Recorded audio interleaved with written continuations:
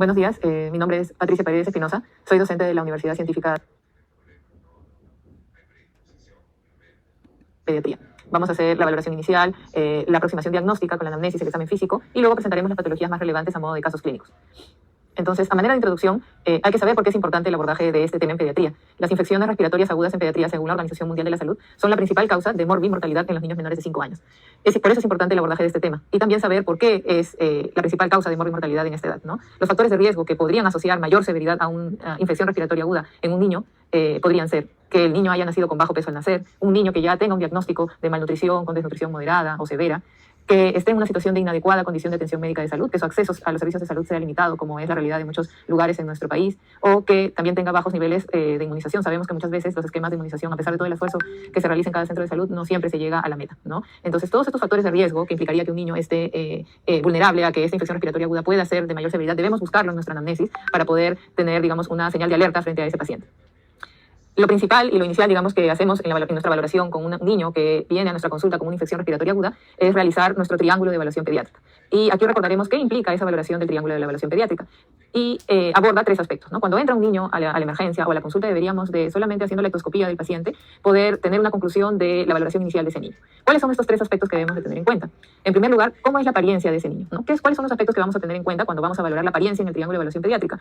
Son varios aspectos, como cómo está el tono del paciente, ¿no? ¿Es un paciente que está sentado, recto, o es un paciente que está hipotónico, está echado en la camilla, ¿no? ¿Cómo es la reactividad del paciente? ¿No es un niño que está alerta jugando o es un niño que está más bien indiferente, ¿no? No reacciona mucho a nuestra voz o a la voz de su madre. ¿Cómo es la consolabilidad del paciente, ¿no? Sabemos que todos los niños, por lo general, cuando entran a la consulta de pediatría, son irritables, lloran, pero usualmente en brazos de la madre logran consuelo. Pero aquel niño que no logra consuelo ni en brazos de la madre, también habría que tener alguna señal de alerta.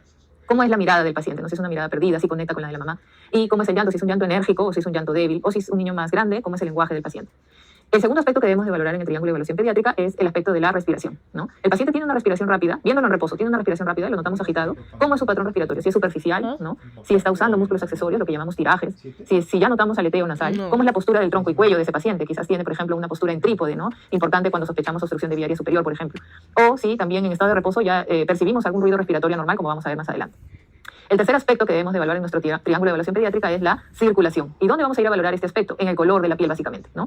Vamos a ver si el paciente tiene cianosis, si esa cianosis es periférica o es central, si está pálido o si incluso tiene ya signos de cutis reticular, ¿no? Esto nos hablaría más bien de la perfusión periférica del paciente. Si se dan cuenta, en esta valoración de triángulo de evaluación pediátrica, yo no toco al paciente y yo no necesito el uso de ningún dispositivo para valorar al paciente, ¿no? Simplemente estoy valorando al paciente ectoscópicamente y esto me va a dar información importante para saber si yo debo de priorizar algunas intervenciones o puedo pasar a mi aproximación diagnóstica de forma usual, como lo hacemos usualmente en la consulta. Entonces, una vez que yo he valorado el triángulo de evaluación pediátrica, mis 3 aspectos, recordando la apariencia, la parte respiratoria y la circulatoria, voy a tener 3 informaciones que me van a dar como conclusión en qué estado fisiológico está ese niño, ¿no? En primer lugar, como muestra el cuadro, si mi apariencia, mi trabajo, no tiene el paciente trabajo respiratorio y su circulación está normal, el paciente está aparentemente normal y yo puedo proceder a mi examen físico, a mi anamnesis de forma usual. Por el contrario, si el paciente tiene alterado el lado de la apariencia y el resto está normal, estaremos frente a un estado de una probable disfunción del sistema nervioso central y por ahí debería yo ir abordando a mi paciente. En el tercer lugar, tenemos que si solo tenemos alterado la parte del aspecto respiratorio y la apariencia y la circulación está normal, deberíamos ir pensando que ese paciente tiene algún tipo de dificultad respiratoria, ¿no? Si por el contrario, tanto la apariencia como el trabajo respiratorio están alterados y la circulación está normal, yo ya debo de pensar que ese paciente ya está entrando en un fallo o una insuficiencia respiratoria, de muchísimo mayor severidad que la dificultad respiratoria, ¿no? Si mi paciente está solo con el lado de la circulación alterada y el resto normal, yo debería estar pensando que ese paciente está entrando en una situación de shock compensado. Si además de la circulación se altera la apariencia, ese paciente ya está en un shock descompensado. Y por último, si los 3 lados están alterados, ese paciente está en fallo cardiopulmonar, ¿no? Esa es la importancia de realizar con cada paciente el triángulo de evaluación pediátrica. Ahora, aplicado a nuestro tema, que son las infecciones respiratorias agudas, de este triángulo podríamos concluir que nuestro paciente que viene con una infección respiratoria aguda o puede estar en una situación de dificultad respiratoria, recordando solo el lado afectado sería el respiratorio, o en un estado de fallo respiratorio en el cual la apariencia y el aspecto respiratorio estarían alterados, ¿no? ¿Y por qué es importante esto? Porque si yo concluyo que el paciente está en un estado de dificultad respiratoria o de fallo respiratorio, tendré que priorizar algunas intervenciones antes de seguir con mi anamnesis, mi examen físico y todo nuestro abordaje clínico tal y como lo conocemos, ¿no? ¿Qué medidas voy a implementar? Si mi paciente está en dificultad respiratoria, debería yo ir pensando si ese paciente necesita oxígeno, si necesita que yo aspire secreciones, no ver la permeabilidad de la vía aérea, quizás favorecer una posición semi-incorporada del paciente para mejorar la apertura de esa vía aérea. Y pensar, de acuerdo a mi valoración inicial, si ya necesito iniciar alguna terapia específica según la etiología, ¿no? Como por ejemplo uso de beta-adrenérgicos, corticoides, etc., ¿no? Por el contrario, si mi paciente está mucho más afectado, como en una situación de fallo respiratorio, necesito implementar otras medidas adicionales, como cuáles: la apertura de la vía aérea y en general el manejo de mi vía aérea. Quizás valorar si necesito hacer alguna maniobra de apertura como la maniobra frente-mentón o tracción mandibular, aspirar secreciones si es necesario, brindar oxígeno con los diferentes dispositivos de oxigenoterapia que podemos tener a la mano en nuestro centro de salud, favorecer la posición semi-incorporada, valorar si ese paciente ya no solo necesita oxígeno, sino quizás también un soporte respiratorio con ventilación con mascarilla y ambú, por ejemplo, y ya pensar en otras intervenciones que me pueden ayudar al manejo de ese paciente, como un acceso venoso periférico, y seguir valorando el patrón respiratorio del paciente porque puede llegar a fracasar y necesitar intubación orotraqueal y ventilación mecánica. A continuación veremos unos videos que podríamos ir aplicando nuestros 3 aspectos a valorar en nuestro triángulo de evaluación pediátrica. Entonces, por ejemplo, en este primer video vemos al paciente que en cuanto a nuestro primer aspecto, como es la apariencia, es un paciente que su mirada está como perdida, está echado en la cama, se le luce hipotónico, ¿no? Luce además decaído, luce en mal estado general. Yo no estoy tocando al paciente, simplemente lo estoy observando. En la parte respiratoria, si notan, se le nota taquipnéico, con uso de musculatura accesoria, quizás por ahí un tiraje subcostal, ¿no? Y tiraje supraesternal. Y en la parte de la apariencia, quizás cierta palidez que se nota más en la zona peribucal. A continuación veremos otro video para seguir aplicando nuestro triángulo de evaluación pediátrica, cuáles son los 3 lados: apariencia, respiratorio y circulatorio, ¿no?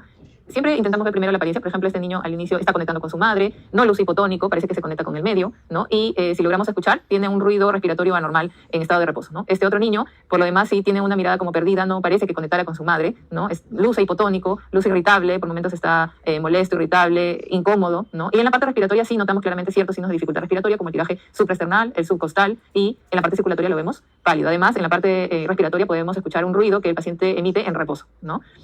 Podríamos concluir que estos pacientes que se han presentado en el video, el triángulo de evaluación pediátrica nos hace concluir que están en fallo respiratorio. Está afectado tanto la parte del aspecto de apariencia, respiratorio y circulatorio. Y en estos casos, recordando nuestro manejo prioritario, ¿cuál sería nuestra actuación inicial necesaria en un paciente con un triángulo de evaluación inestable por un fallo respiratorio, ¿no? En la primera opción tenemos tomar constantes vitales, en caso de hipoxemia, administrar oxígeno.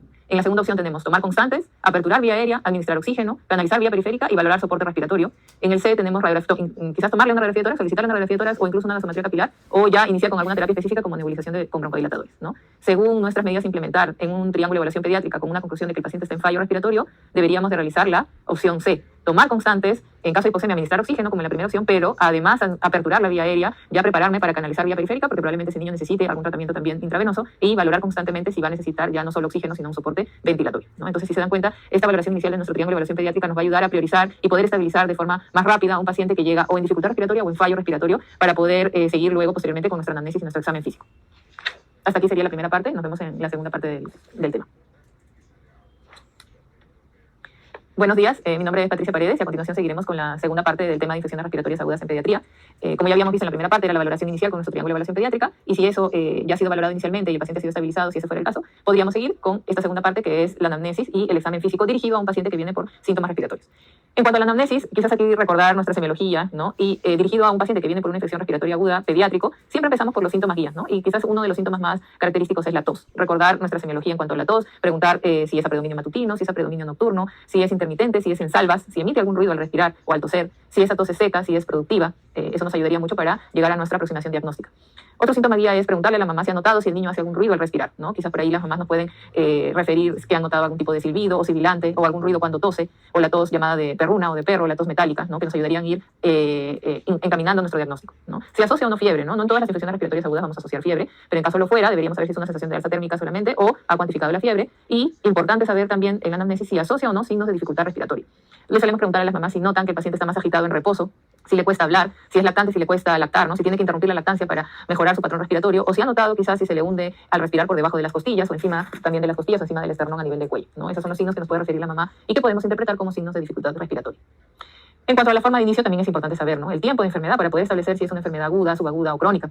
La frecuencia, quizás referida a si ha tenido episodios previos, por ejemplo, que nos ayudan en el caso de los síndromes obstructivos bronquiales, por ejemplo, ¿no? Y como tercer factor, saber si hay algún factor desencadenante que ha iniciado todos estos síntomas respiratorios, ¿no? Por ejemplo, preguntar si ha iniciado después de realizar actividad física, o si después de haberse expuesto a algún tipo de alergeno, o está expuesto a algún tipo de contacto, quizás alguien en la familia o en su entorno ha estado enfermo con alguna sintomatología respiratoria. Y por último, importante también indagar sobre los antecedentes, ¿no? Si ha tenido problemas respiratorios previos, ¿no? Como decíamos, por ejemplo, en el síndrome obstructivo bronquial, es importante saber cuántos episodios tiene al año, por ejemplo, ¿no? Si ha tenido hospitalizaciones previas, si ha necesitado ingresos en unidades de cuidados intensivos, porque si los ha tenido, mayor probabilidad de que los siguientes episodios sean más severos. Si está expuesto a tóxicos, al humo de tabaco, si tiene lo que llamamos la marcha atópica, ¿no? Si ha tenido antecedentes de dermatitis atópica o de alergias alimentarias o ambientales, o si ha tenido antecedentes de crisis de atragantamiento, ¿no? Quizás nos refiere la mamá que sí, estuvo jugando con unos juguetes pequeños que se le introdujo en la boca y luego empezó con los síntomas respiratorios. Eso nos ayudaría mucho a poder llegar a nuestro diagnóstico. Lo otro importante que vamos a tener en cuenta en nuestra aproximación diagnóstica es claramente la exploración física, ¿no? Y siempre empezamos en el orden semiológico que conocemos, como la inspección, ¿no? Ver quizás la forma del tórax, uso de músculos accesorios, qué tipo de tirajes tiene, si solo tiene uso de un paquete muscular o de muchos más paquetes musculares, y cómo está el ritmo respiratorio, si es regular o es irregular. A la auscultación, quizás saber si tiene ruidos respiratorios patológicos, ¿no? Quizás ya escuchamos crepitantes, subcrépitos, sibilantes, roncantes, etcétera, o indagar sobre pectoriloquia áfona, broncofonía. A la palpación, ver si la prestación es conservada, si hay crepitación, por ver si hay algún tipo de enfisema, etcétera. Y por último, siempre realizar la percusión. Nos ayudaría a saber si hay timpanismo o por el contrario hay matidez, que nos hablaría más de un proceso de consolidación. Entonces, en cuanto a la inspección, que debería ser siempre nuestra primera parte en la exploración física, podríamos reconocer en los pacientes pediátricos algunos signos de dificultad respiratoria, como son el aleteo nasal, como vemos en este paciente, ¿no? La apertura constante de las fosas nasales en cada esfuerzo respiratorio. Otros signos también como el quejido respiratorio, que quizás lo podemos ver más en lactantes y en niños pequeños, que es este ruido que se emite sobre todo en la expiración, cuando el paciente está en reposo. El uso de músculos accesorios como el tiraje intercostal, aquí vemos cómo se deprime en la zona intercostal con cada respiración, además vemos también tiraje subcostal en este paciente que es lactante, ¿no? Y por último también podríamos ver la retracción external, que es esta depresión en cada esfuerzo respiratorio por encima de la horquilla external. Saber que, como en pediatría, hay valores o rangos de valores que lo damos como valores normales, que son de acuerdo a la edad. Y dirigido a las infecciones respiratorias agudas es importante recordar cuando nosotros establecemos que un paciente está en taquipnia, ¿no? Si es un paciente lactante menor o igual a 2 meses, estableceremos que está en taquipnia cuando tiene más de 60 respiraciones por minuto. Si está entre 2 a 12 meses, estableceremos que está en taquipnia cuando está en más de 50 respiraciones por minuto. Y por encima del año, a los 2 años, cuando están por encima de más de 40 respiraciones por minuto, podemos decir que ese paciente está taquipneico, ¿no? Estos valores de frecuencia respiratoria son en referencia a la Organización Mundial de la Salud. Lo otro que podemos indagar en nuestra exploración física son algunos ruidos patológicos, ¿no? Algunos los podremos percibir sin estetoscopio y otros con estetoscopio, ¿no? Los que podríamos percibir sin estetoscopio es el típico cornaje nasal en este paciente que tiene quizás una rinorrea, una rinitis, el estridor, que generalmente es inspiratorio, ¿no? Típico de las obstrucciones de vía aérea superior, el quejido respiratorio, que típicamente o con más frecuencia lo escuchamos en el paciente en reposo y en expiración, signo de dificultad respiratoria. Y algunos ruidos que podrían acompañar a la tos, como la tos metálica, ¿no? En el caso de la laringitis, o la afonía, o la tos húmeda productiva, que clásicamente nos hace interpretar que hay movilización de secreciones, o la tos seca, ¿no? Ahora, los ruidos patológicos que encontraremos con estetoscopio podrían ser los sibilantes, que nos hablarían de alguna patología a nivel bronquial, estertores finos como los sucrepitantes, que deberíamos interpretar como que hay alguna presencia de secreciones a nivel bronquiolar, estertores gruesos como los crepitantes, que deberíamos interpretar como la presencia de líquido o secreción a nivel alveolar, y también ruidos como el soplo tubárico, también presente en los procesos de consolidación a nivel pulmonar.